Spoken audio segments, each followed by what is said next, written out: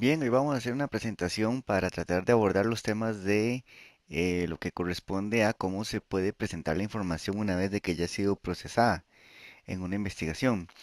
Bueno, preliminarmente les puedo decir que la información se puede presentar básicamente de cuatro formas.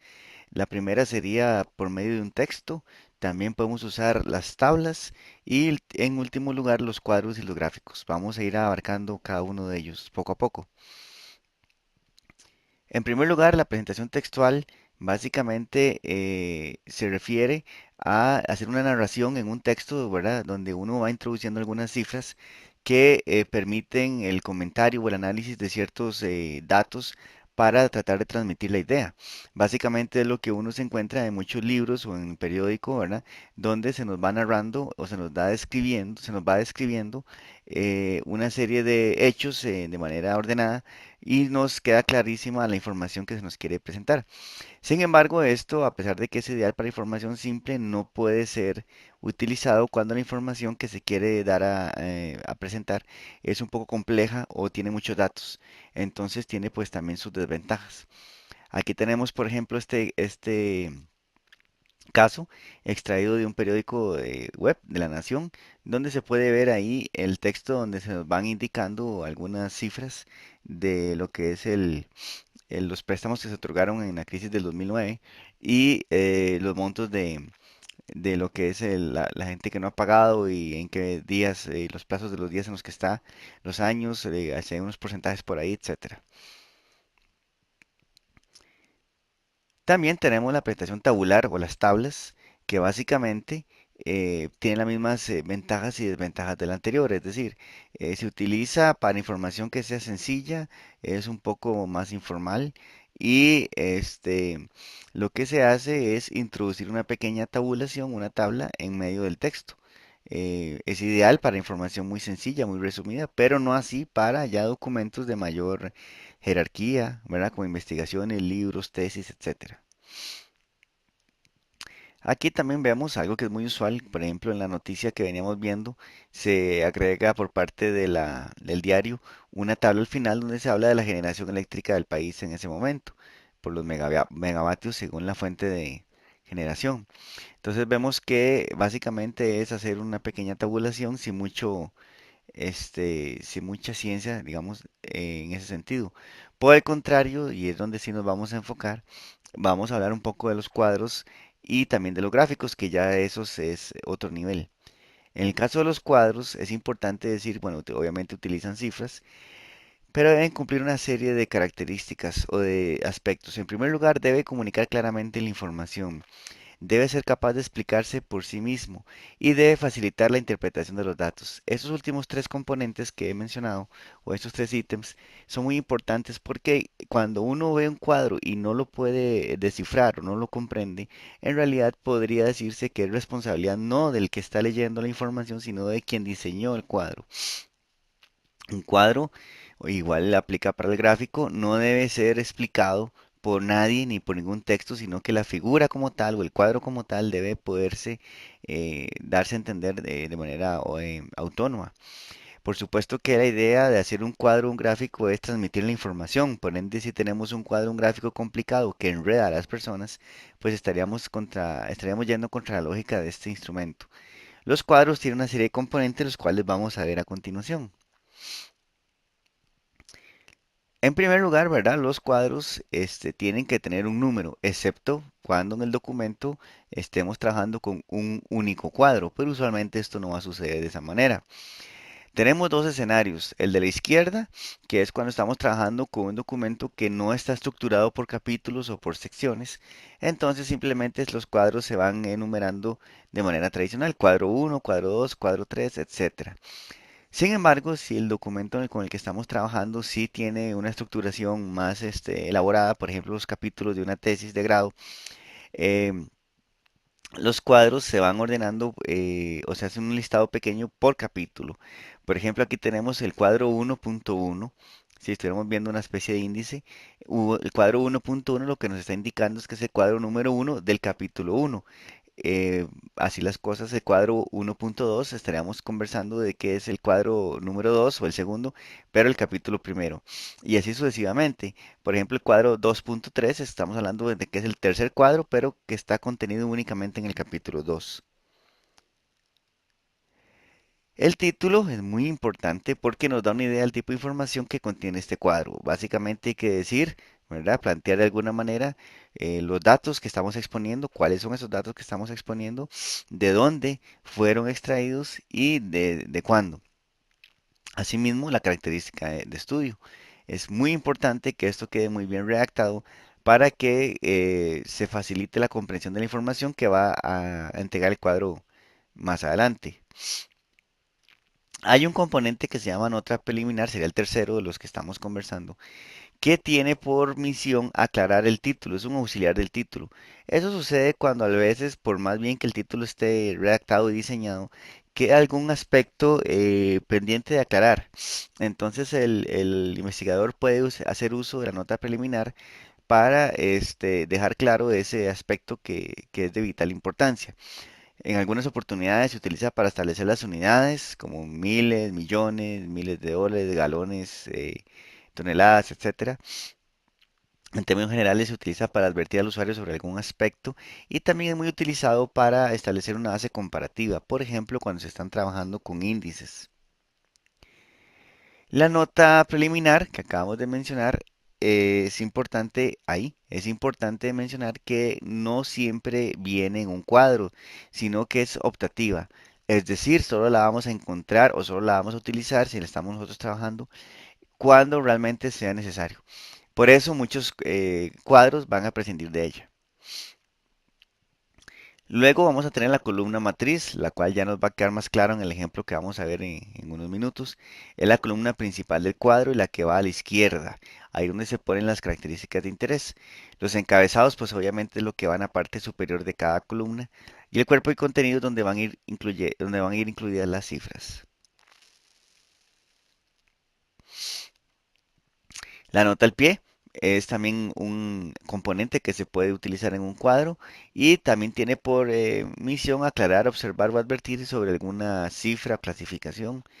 ¿Cuál es la diferencia con respecto a la nota preliminar o la nota introductoria que mencionamos hace un instante? Bueno, la nota preliminar o introductoria tiene por objetivo hacer alguna aclaración que tiene que ver con todo el cuadro. Sin embargo, la nota al pie, que es donde estamos ahorita, va a ser una aclaración sobre un punto específico del cuadro.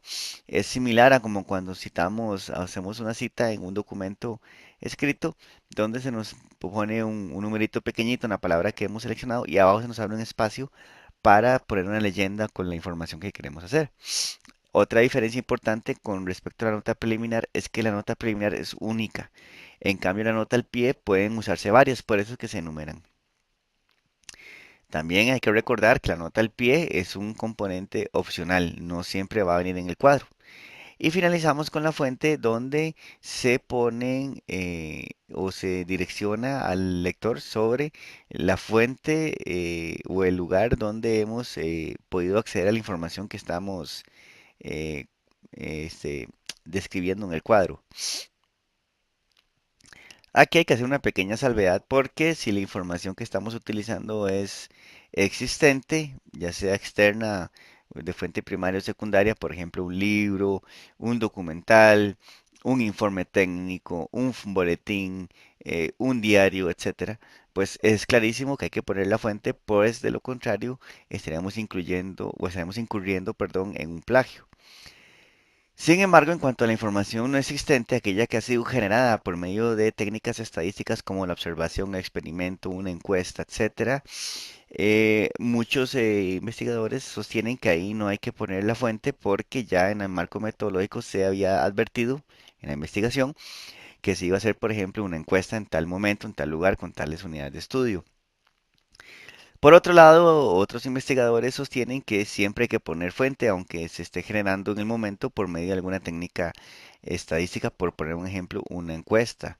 Ya eso queda pues criterio del investigador o, en el caso de las universidades, las políticas que estén implementando en ese momento. Aspectos importantes, bueno, cuando un cuadro ocupa más de una página, es necesario repetir los encabezados en la siguiente. Siempre tenemos que pensar en la comodidad del lector y no siempre, y no digamos, la incomodidad que le podría generar a uno a la hora de diseñar el cuadro. Los lados del cuadro deben estar abiertos y no se permiten líneas dentro del cuadro. Veamos este ejemplo que tenemos acá. Este es un cuadro pequeñito donde queda clarísimo, en primer lugar, el título y el número, ahora en la parte superior, ahí lo pueden ver. En este caso se utiliza una nota introductoria, que es la que está entre paréntesis, para definir el momento en el que se hizo o de cuál se provienen los datos.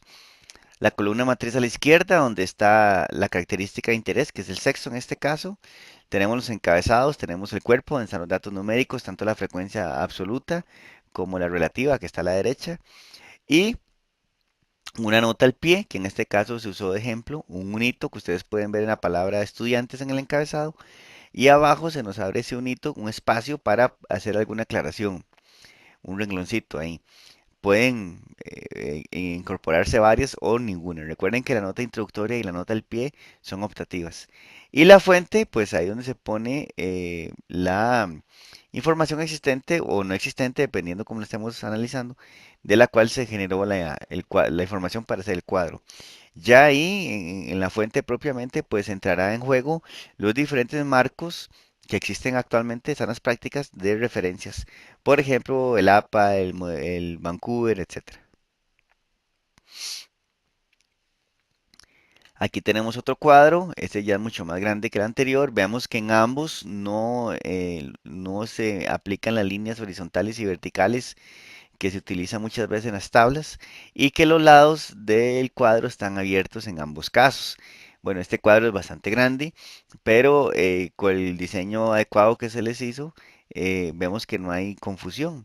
Aquí se está mostrando lo que es la población del país por provincia, por sexo y también por zonas urbanas y rurales. El cuadro, la versión correcta es el que está a la izquierda porque el cuadro no debe ser encerrado en un cuadrado. Muchas veces se comete ese error. Y tampoco deben incluirse en las líneas horizontales y verticales en el cuerpo, como estos casos que tenemos en pantalla, y que muchas veces las personas cometen el error garrafal, ¿verdad?, de hacerlo de esa manera. Esto no tiene nada que ver si lo hicieron en hojas electrónicas o en un procesador de textos.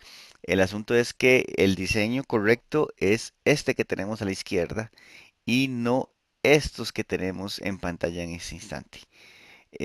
Realmente la diferencia entre uno y otro es muy fácil de modificarlo en la computadora y la diferencia entre ambos en cuanto al diseño y la estética es abismal, ¿verdad? Entonces es importante tenerlo en cuenta. Aquí tenemos tres ejemplos donde se pone en tres cuadros. Nótese que la frecuencia relativa, la que está a la derecha, lo que la gente llama popularmente porcentajes, que no es correcto, es frecuencia relativa, donde en realidad lo que van ahí son proporciones. Hay varias formas de ponerlo. El cuadro que está a la izquierda, ¿verdad? La proporción pura donde por ejemplo ese 0,66 de San José se saca dividiendo las 65 personas de San José entre las 98 totales. Sin embargo, es usual que la frecuencia relativa se multiplique 100 veces, entonces entramos ya al concepto del porcentaje, donde básicamente lo que se está haciendo es ampliando la cifra para que sea un poco más comprensible. Tenemos los ejemplos de la derecha donde se pone la columna de la frecuencia relativa ya multiplicada por 100. Muy importante saber que dentro de la columna matriz, que es la que está a la izquierda, se ponen los datos de interés, la característica de estudio. Dependiendo de esta, se califica la columna matriz como una serie estadística de un tipo u otro. Hay cuatro. En este caso tenemos la serie cuantitativa, que básicamente tiene que ver con que la característica que se está poniendo en la columna matriz, en este caso que está en pantalla, la nota de admisión, tiene que ser algo que se pueda contar. En este ejemplo, el cuadro 5.1 que tenemos en pantalla y que fue extraído del libro del texto, tenemos que lo que tenemos en la columna matriz es notas de un examen de admisión. En este caso está acomodada por rango, de 50 a 54, 55 a 59, etcétera. Como las notas son cosas que se pueden contar y están expresadas en dígitos, entonces se califica como una serie de orden cuantitativo. También tenemos la serie cualitativa, la cual, como se indica el nombre, lo que se va a poner en la columna matriz es una cualidad o atributo. En este ejemplo que tenemos en pantalla, lo que se está poniendo es el estado civil de estas personas en cuestión. Pero hay dos más. La serie geográfica, que corresponde a cuando vamos a poner datos en la columna matriz que están relacionados con lugares o ubicaciones geográficas, ¿verdad? En este caso es la población, perdón, los centros educativos de Costa Rica por provincia. Entonces ahí se pone el detalle en la columna matriz, el detalle de cada provincia y ya en la frecuencia absoluta, la columna que está a la derecha, el número de centros educativos que nos va a ir diciendo por provincia cuántos centros educativos van a haber. Técnicamente hablando, la serie geográfica es una serie cualitativa, pero se utiliza tanto que se le dio un lugar aparte en este tipo de clasificaciones.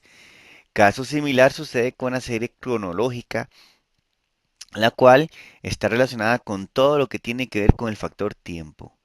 Igualmente, técnicamente hablando, es una serie cuantitativa, pero se utiliza tanto que se le da un orden o un sitio aparte, de manera que tenemos, en vez de dos series, tenemos cuatro. La cuantitativa, la cualitativa, la geográfica y la cronológica.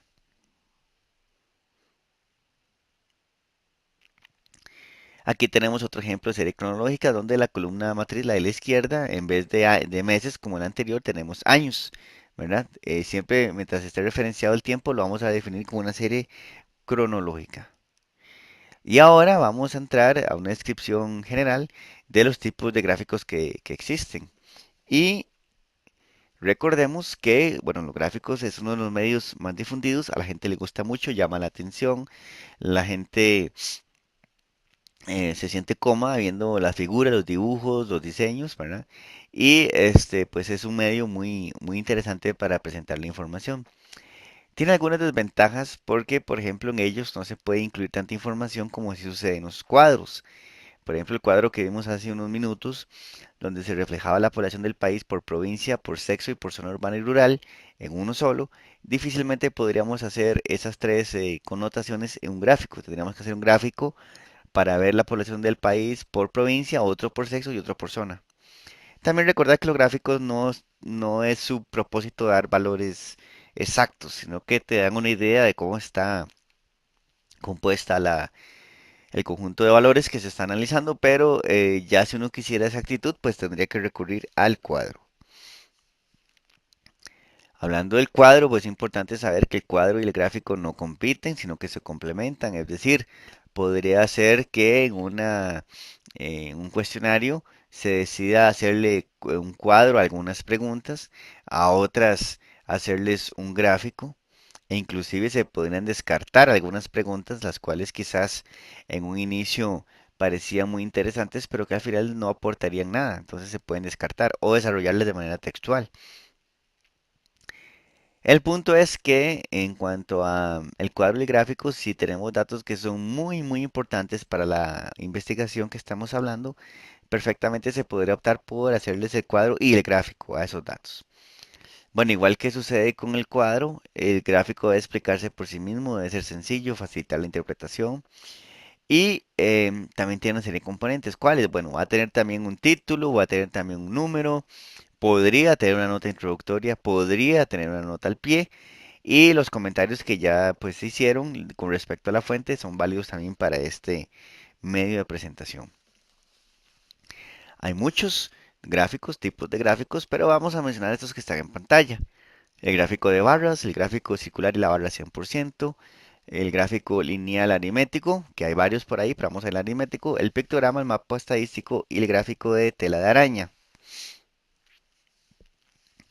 Bueno, el gráfico de barras evidentemente es uno de los más conocidos, quizás con el pastel, el cual ya vamos a hablar en un instante. El gráfico de barras en cuanto a la confección es muy sencillo, es un eje X con un eje Y donde se van poniendo las barras y estas van alcanzando el tamaño que corresponde según la unidad de estudio o la cantidad de unidades de estudio. Sin embargo, es importante tener en cuenta lo siguiente. Si la serie con la cual yo trabajé, el cuadro o una tabla, es cualitativa o geográfica, las barras, si voy a hacer un gráfico de barras, tienen que ser horizontales, como el ejemplo que tenemos en la parte superior de este dibujo, del libro de texto también. Vemos que se está hablando ahí de el monto de los créditos formalizados según la actividad económica del destino. Y está ordenado por el grupo económico o industria. Entonces tenemos que en primer lugar va a tener la industria, la agricultura en segundo lugar, la ganadería en tercero, el comercio y el consumo finalizando, ¿verdad? Bueno, como este tipo de serie es una cualidad, pues la norma nos indica que tienen que ser barras horizontales y nunca verticales.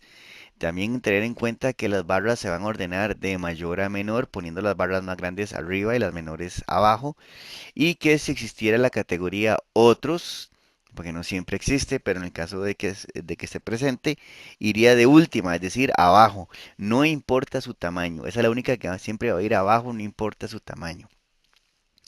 Por otro lado, si la serie con la que estamos trabajando es cronológica o es de orden cuantitativo, las barras tienen que ser verticales, es decir, las que van paraditas, ¿verdad?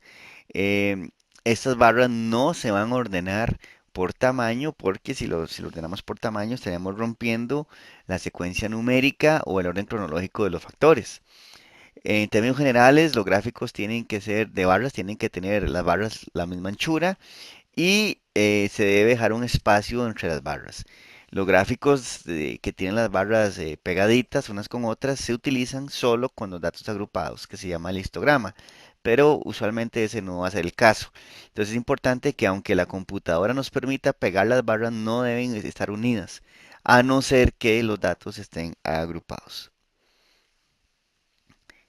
Aquí tenemos un ejemplo de un gráfico de barras del libro de texto donde se está dando la descripción de los nacimientos que hubo en Costa Rica por provincia de la madre en el año 2008.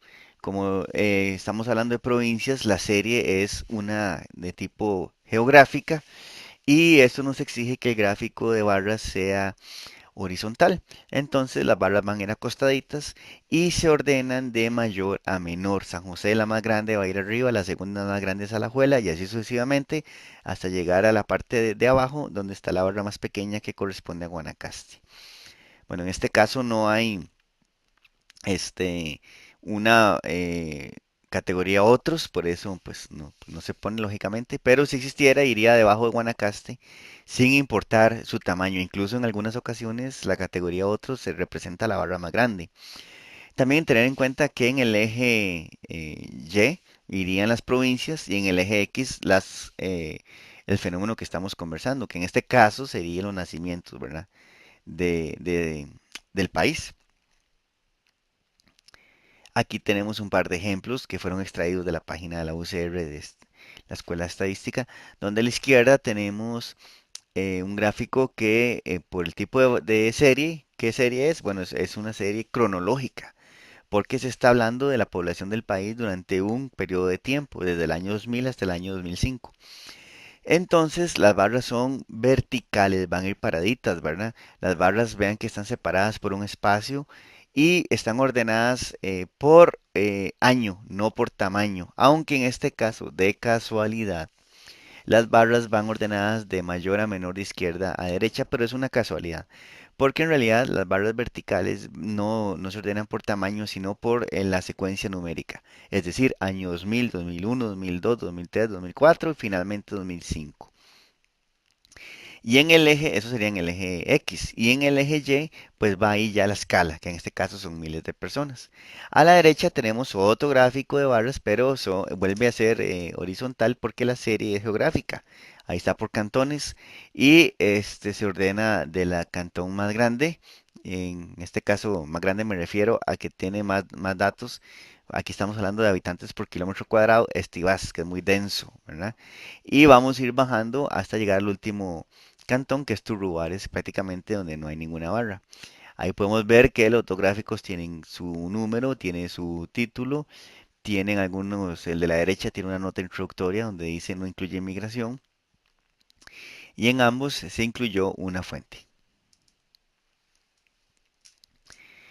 Las barras compuestas y comparativas son algunos recursos que podemos tener donde se aprovecha un gráfico para de una vez explorar o presentar dos conceptos y no tener que hacer dos gráficos separados. Por ejemplo, en el de la izquierda, vamos a enfocarnos un momento en el de la izquierda, vemos que se presentan los nacimientos inscritos en Costa Rica, pero no solamente como en el ejemplo anterior se nos presenta la barra de San José para ver cuántos niños nacieron, sino que se nos clasifica en dos colores, anaranjado y negro. De manera que las barras o la parte de cada una de las barras que está en color naranja representa a los niños que han nacido en cada provincia dentro del, perdón, fuera del matrimonio y por el contrario, los negros son los niños que han nacido dentro del matrimonio. ¿Cómo se interpreta esto? Bueno, podemos ver que por ejemplo en San José han nacido y utilizando el eje X que está abajo, dice 0, 5, 10, 15, 20, 25, pero nos advierte abajo que está en miles. O sea, que San José tiene aproximadamente unos 23.000 niños. 23.000 niños nacieron en San José en el 2008, pero a la vez nos advierten que aproximadamente 15.000 de esos 23.000 niños, que es la parte anaranjada de la barra de San José, nacieron fuera del matrimonio y la cifra restante, que sería aproximadamente unos 8.000 niños, nacieron dentro del matrimonio. Es decir, no solamente sabemos cuántos nacieron en San José, sino que de una vez nos advierten cuántos han nacido dentro y cuántos fuera del matrimonio, aprovechando para darnos esa información adicional. Igual las barras se van a separar por un espacio y también van ordenadas por tamaño, de mayor en este caso San José a menor que vuelve a ser Guanacaste. Estas son las barras compuestas porque la barra está siendo dividida en colores para advertirnos sobre alguna diferencia entre algunos componentes de cada una de las barras. En este caso, pues toda la barra está compuesta por niños, pero la diferencia va a consistir en aquellos que nacieron fuera y los que nacieron dentro del matrimonio. En el ejemplo que tenemos a la derecha, se tiene pues los mismos datos, solo que en vez de utilizar una barra y dividirla en niveles, se ponen dos barras juntitas. Estas son las barras comparativas. Vemos que San José tiene una barra anaranjada y a la par una barra negra. Básicamente es la misma información. Podemos ver que hay casi 15.000 niños, que en este caso va a ser la barra negra, que nacieron fuera del matrimonio y más o menos unos 9.000 niños, que es la barra anaranjada, que nacieron dentro del matrimonio. Esas dos barras juntas van a ser prácticamente los 23.000 y pico que habíamos hablado en el gráfico de la izquierda, porque estamos utilizando el mismo caso para representar ambos ejemplos de las barras. En Alajuela sucede lo mismo, en Limón, Punta Arenas, y Guanacaste, Cartago y Heredia. Es decir, ustedes como investigadores, ustedes que están viendo este video, pueden optar por utilizar alguna de las dos opciones para aprovechar y mostrar en un solo gráfico esos datos. Ninguna es mejor que otra, simplemente es una cuestión de gusto, si se quiere llamar de esa manera. También es saber que las barras van ordenadas de mayor a menor. ¿Qué es lo que sucede con las comparativas? Bueno, en las comparativas, se escoge alguno de los dos colores para hacer el ordenamiento. En este caso, ustedes podrán notar a la derecha que las barras están ordenadas de mayor a menor según las barras negras. Las barras anaranjadas, pues simplemente se van poniendo conforme corresponde. También saber y verificar que entre cada provincia hay un espacio, entre barras hay espacio. Lógicamente, las dos barras de San José están unidas, pero están separadas de las dos barras de Alajuela y así sucesivamente. Bien, aquí tenemos, por ejemplo, este caso donde vemos el gráfico con sus componentes y vemos que, bueno, es un caso donde se enviaron un grupo de estudiantes por país a participar para unas becas para lograr entrar en la Universidad Autónoma de México. Entonces, las calificaciones de estas personas, que es un equipo enviado por Guatemala, otro por Costa Rica y otro por El Salvador, están colocadas por medio de barras, en este caso, comparativas. Tenemos, por ejemplo, que con una nota de 60 personas, la barra más oscura, según la leyenda que tenemos a la derecha, corresponde a Guatemala. Un guatemalteco sacó 60. En la barra más clara, que es la que está en el centro, Costa Rica no tiene personas. Y una persona sacó 60 del Salvador, que es la barra con el gris intermedio. Y podemos ver cómo entre cada conjunto de barras, en este caso son juegos de tres barras por cada nota, a 65, 70, 75, etcétera, pues se va poniendo ahí los tres países en orden secuencial. Por ejemplo, tenemos que con 65 hubo dos personas de Guatemala, dos de Costa Rica y tres de El Salvador. Con 70 hubo uno de cada uno de los países. Con 75, aquí se puede apreciar que hubo dos guatemaltecos, un costarricense. Con 80, dos guatemaltecos, dos costarricenses. Con 85 serían dos de Guatemala, uno, perdón, de Guatemala. Tenemos dos costarricenses y un salvadoreño. Y finalizamos con el valor de 90, con un guatemalteco, dos de Costa Rica y cuatro, perdón, de El Salvador.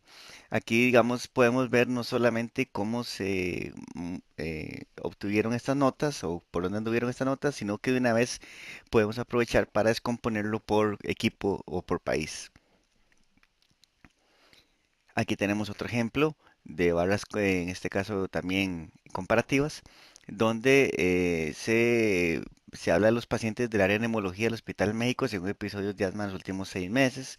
Tenemos un grupo A y un grupo B. Entonces tenemos las barras azules van a representar el grupo A y las rojas las B. Con cero episodios de asma, tenemos que el grupo A tiene tres personas y el grupo B únicamente una. Y con un episodio de asma no hay en el grupo A, pero sí hay una persona en el grupo B. Con dos episodios de asma hay cinco del grupo A y tres del grupo B. Luego tenemos un empate en cuanto a tres episodios de asma con tres personas de cada grupo y finalizamos con la categoría de cuatro episodios de asma con un paciente que es la barrita azul en el grupo A y cuatro del grupo B, que es la parte roja. También existen otras barras que se llaman en doble sentido. Estas obviamente se utilizan cuando estamos trabajando con valores negativos. En el caso que tenemos en la pantalla a la izquierda, puede notarse cómo se está hablando del saldo neto migratorio internacional en un rango de años, del año 63 hasta 1970. Bueno, aquí lo que podemos ver es que en el eje Y tenemos del 1 al 5, pero también tenemos debajo del 0 desde el -1 al -3.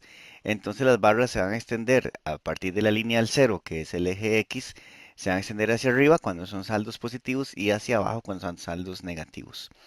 Recuérdese que en este caso las barras a ser verticales porque es una serie cronológica. No se van a ordenar por tamaño, sino que se ponen simplemente según el hecho, según los hechos fueron ocurriendo secuencialmente o cronológicamente.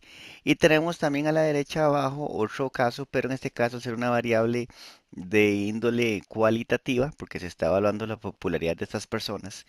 Este, las barras son horizontales, de forma tal que vemos que Franklin Chan es la persona que tiene más popularidad, alcanzando un valor de 80.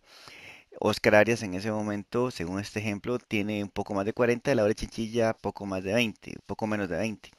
Esas tres barras que se extienden del eje Y, que sería en este caso el eje Y sería el 0, a diferencia del caso anterior, se extienden a la derecha, está hablando de saldos positivos. Y las barras anaranjadas que se extienden a la izquierda, estaríamos hablando de saldos negativos, con las opiniones de Otón Solís, Otto Guevara, Rolando Araya y Luis Fishman en este ejemplo. Las barras van ordenadas de mayor a menor. Solamente téngase en cuenta que la barra más grande es la de Franklin Chan, que es la que se extiende arriba hacia la derecha, y la de menor valor o la más pequeña es la de Louis Fishman porque es la más negativa. Es la que se extiende del eje Y hacia la izquierda en mayor medida, casi con menos 40 puntos. Entonces sí están ordenadas de mayor a menor. Hay otro gráfico de barras que se llama el histograma que se utiliza para cuando los datos están agrupados. Ese pues se verá más adelante en el contenido del curso, pero aquí tenemos un ejemplo que es la única opción donde las barras están unidas, están pegadas. Como ya mencionamos instantes atrás, cuando los datos no están agrupados no deben estar unidas las barras. Otro gráfico muy popular que se utiliza muchísimo es el circular de pastel, ¿verdad? El circular o de pastel, que tiene una ventaja comparado al de barras que no solamente nos va a decir qué tan grande es una barra o un conjunto, o un dato del conjunto más bien, sino que podemos ver qué tan grande es relacionado con el conjunto. Por ejemplo, en este gráfico que tenemos a la izquierda, vemos que en San José, estamos hablando, bueno, los nacimientos inscritos por provincia, San José es el que más tiene. Sin embargo, si comparamos San José con el resto de las provincias unidas, San José sería una minoría, no tiene, digamos, un comportamiento predominante, más o menos un tercio de lo que es esa circunferencia que se ha trazado. Bien, el gráfico de pastel o circular, como quieran llamarlo, tiene algunas reglas que son muy sencillas y que son importantes de tenerlas presente. En primer lugar, el gráfico se va a iniciar con una línea que va a salir siempre del centro de la circunferencia hacia la parte superior, como si nos imagináramos un reloj. A las 12 horas es donde inicia el trazado de los datos. Y se van a ir poniendo las tajaditas del pastel según orden de tamaño, siguiendo el orden usual de las agujas del reloj. Por eso podemos ver que la categoría que aparece en primer lugar arrancando a las 12 es San José. Luego pondría la segunda más grande, que sería La Juela. Luego la tercera, que sería Punta Arenas, y así sucesivamente, hasta llegar a la más pequeña, que sería Heredia, llegando otra vez dándole la vuelta a las 12 horas. Es importante saber que si existiera, en este caso pues no es así en el ejemplo que tenemos, pero si existiese la categoría otros, va a ir de última, no importa su tamaño, similar a lo que sucedía con el de barras. Otro gráfico muy interesante es el de la barra 100%, que básicamente es lo mismo que el gráfico de pastel, solo que en vez de una circunferencia tenemos una pequeña columna que se va a ir dividiendo en estratos según la categoría que corresponda. La categoría más grande va a ir en la base, en este ejemplo San José, la segunda más grande iría arriba, la Juela, hasta llegar al tope de la torre, que iría compuesta por las barras, o perdón, por las categorías más pequeñas, que sería Limón y Heredia respectivamente. Importante, bueno, aquí tenemos estos dos ejemplos de barra 100% a la derecha y el pastel a la izquierda, con los mismos datos tomados de la Escuela de Estadística de la UCR, y vemos cómo se ve claramente que la región central es la que más tiene población desocupada en ambos casos. Entonces vemos cómo en ambos casos, ¿verdad? Se ordenan las categorías en el orden que hemos mencionado. En el caso del pastel, se pone primero la categoría verde y luego la blanca, luego la amarilla y así sucesivamente siguiendo el orden de las agujas del reloj. Llegando de nuevo a las 12 horas con la tajadita verde limón. Y en el caso de la barra 100%, pues poniendo en la base la categoría más grande, que es la verde, que corresponde a la región central, y siguiendo hacia arriba con las categorías más ligeras.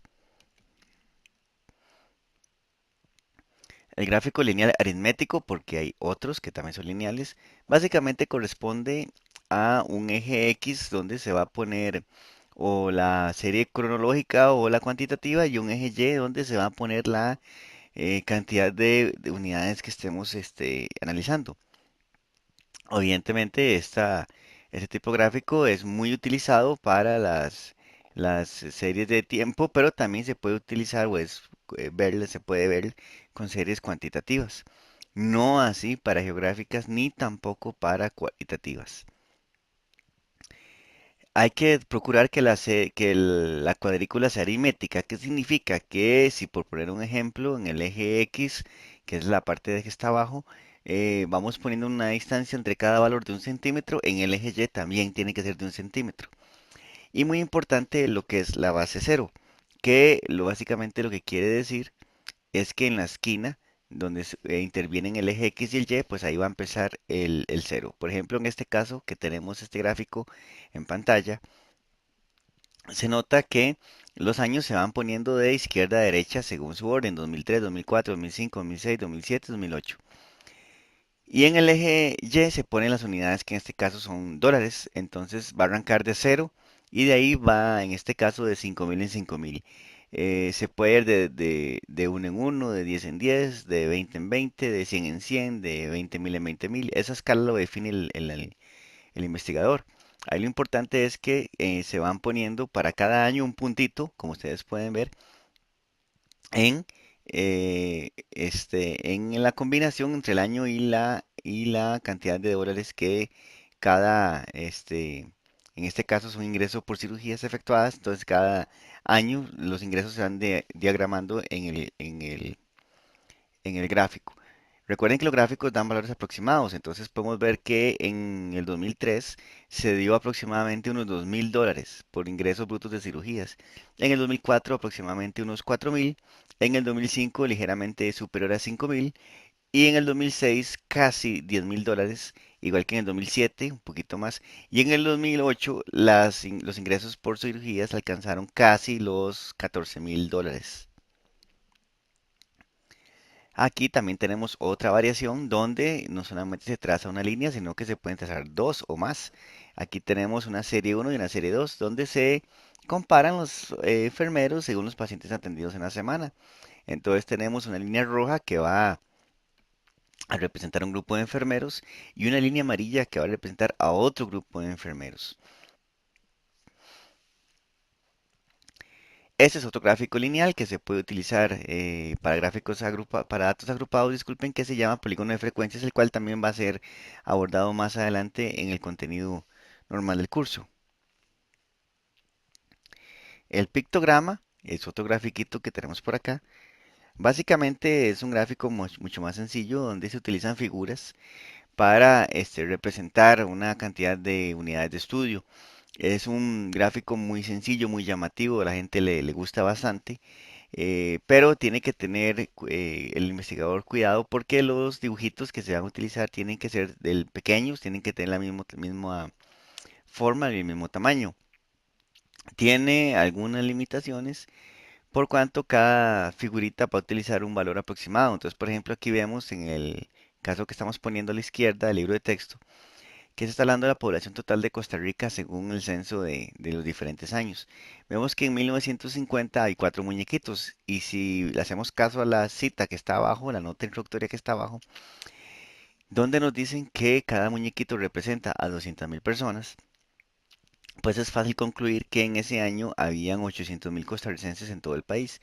Pero ya para 1963 la cosa se complica un poco porque vemos que el último muñequito le falta un brazo, entonces ya le queda a uno un poco la duda sobre qué cantidad de personas representaría ese brazo. Igual en el año 73, donde vemos que el último muñequito a la derecha está partido en dos, no estamos seguros si eso sería aproximadamente 100.000 personas o una cantidad distinta. Aquí tenemos otro pictograma que viene en otro libro del texto que estamos utilizando en el curso, ¿verdad? Donde se habla de la población de marcianos, ¿verdad? En el planeta rojo. Vemos que hay una persona, ¿verdad? O un marciano que tiene una talla en centímetros de 29, 2,30, 3,31 y así nos vamos a ir desplazando a la derecha. Los mapas estadísticos únicamente los vamos a mencionar de manera conceptual. Tiene que ver con la ubicación de un fenómeno en cuestión en un punto geográfico y en un momento determinado. Hay tres variaciones que se utiliza, el sombreado, el de puntos y el de alfileres, aunque ya en la actualidad con el uso de los computadores prácticamente se utiliza nada más el sombreado, que sería este, por ejemplo, donde se agarra, en este caso, la Comunidad de Madrid. Así está dividida la Comunidad de Madrid. Y aquí se está poniendo, se colorea, ¿verdad? Para ejemplificar la intensidad de un fenómeno en cuestión. En este caso, el fenómeno que se está ejemplificando es la densidad de habitantes. O sea, cuántas personas viven por kilómetro cuadrado. Los colores que son oscuros, muy oscuros, indican que hay mucha densidad de personas. Los colores rojos indican que hay buena cantidad de personas y los colores ya rosados y rosados claros indican que la cantidad o la densidad poblacional es bastante menor a las otras regiones. En el caso de nuestro país, Costa Rica, ¿verdad? Se puede dividir el mapa del país por provincias o por cantones o por distritos y dependiendo de lo que estemos analizando, pues se le va a asignar un color a cada una de estas divisiones administrativo-políticas. Los mapas punteados, que es el de la izquierda, pues básicamente era el mismo principio del sombreado, solo que en vez de colorearlo, pues se le ponía una serie de trazos o puntos negros. Eso más que todo se utilizaba cuando los libros no era muy común que se imprimieran a colores. Ya ahora eso casi no se utiliza.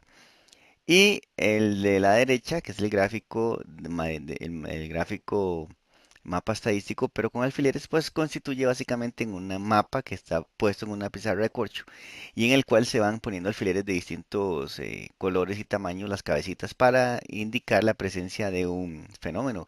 Por poner un ejemplo, la incidencia delictiva en un cantón. Y finalizamos con el gráfico de tela de araña, también conocido como el radial. Bueno, aquí, después se practicará en su momento, pero la definición conceptual es la siguiente. Aquí tenemos un cuadro a la derecha, un cuadrito, donde se nos está poniendo un ejemplo de una serie de personas, 17, las cuales nos han manifestado cuál es su color favorito. Vemos que hay 5 personas que dicen que su color favorito es el rojo, 4 que es el azul, 2 que es el verde y 6 personas mencionaron otros colores por ahí. Bien. Lo primero que hay que tener en cuenta es que como son 4 categorías, rojo, azul, verde y otros, pues la figura que se nos va a formar es un rombo porque va a tener 4 puntas. Si tuviéramos 5 categorías se formaría un pentágono, si tuviéramos 6 un hexágono, etcétera. Aquí vemos en el gráfico a la derecha básicamente que el centro de la figura representa el cero y hacia cada uno de los ejes se va a trazar una línea con la medición cero, uno, 2, 3, 4, 5 y 6. ¿Seis qué? Personas. Entonces vemos, por ejemplo, que en el eje superior, donde hemos colocado el color rojo, se puso un punto en el 5. ¿Qué significa ese 5? Significa que hay 5 personas que prefieren el color rojo. Luego a la derecha tenemos el azul, donde se ha puesto un punto en la línea donde corresponde a la referencia número 4, o sea que 4 personas prefieren el color azul.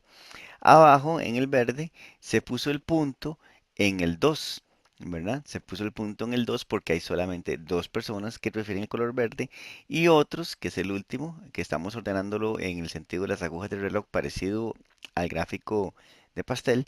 Hemos puesto rojo de primero porque es el que más tiene, azul de segundo y verde de tercero.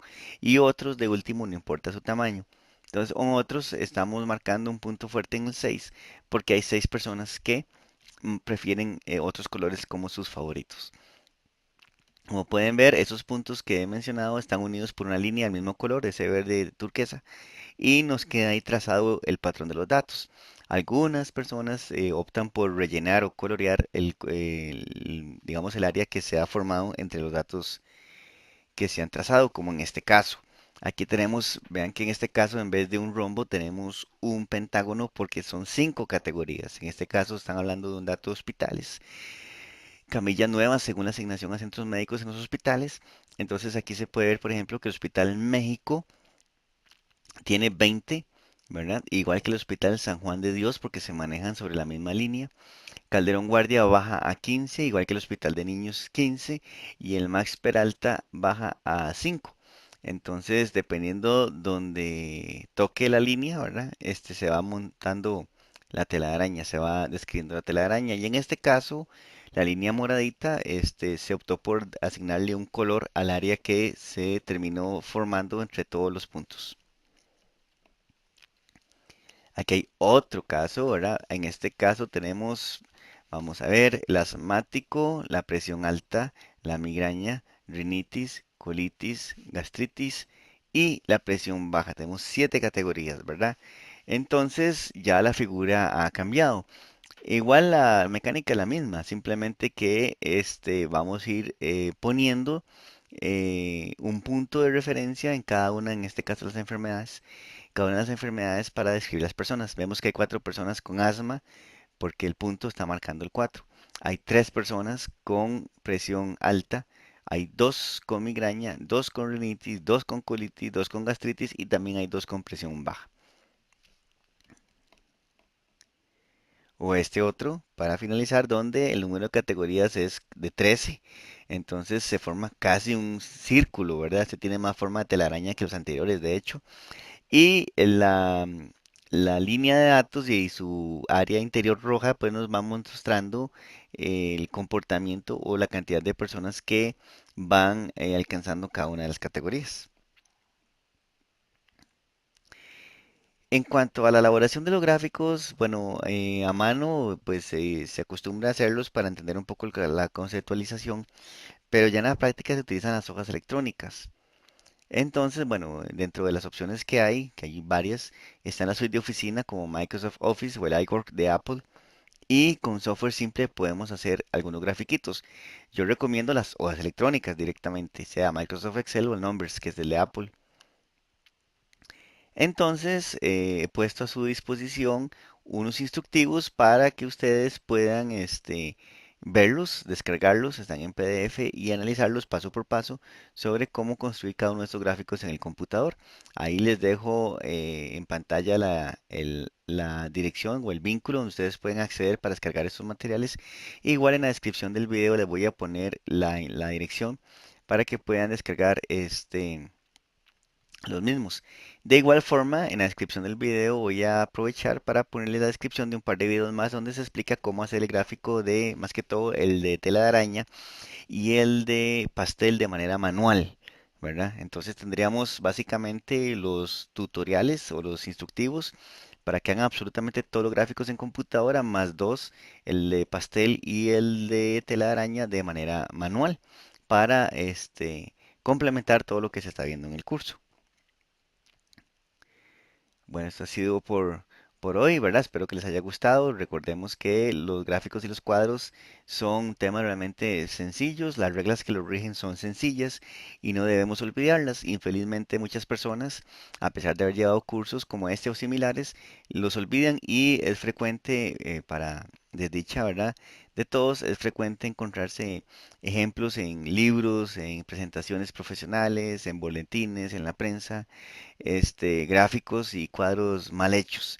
Y esa pues no es la idea. La idea es que se mantenga claro en la mente de nosotros las reglas para hacer estos gráficos, igual que la buena ortografía, y que siempre podamos hacerlo de manera correcta y respetando las reglas. Muchas gracias y que pasen buenas noches.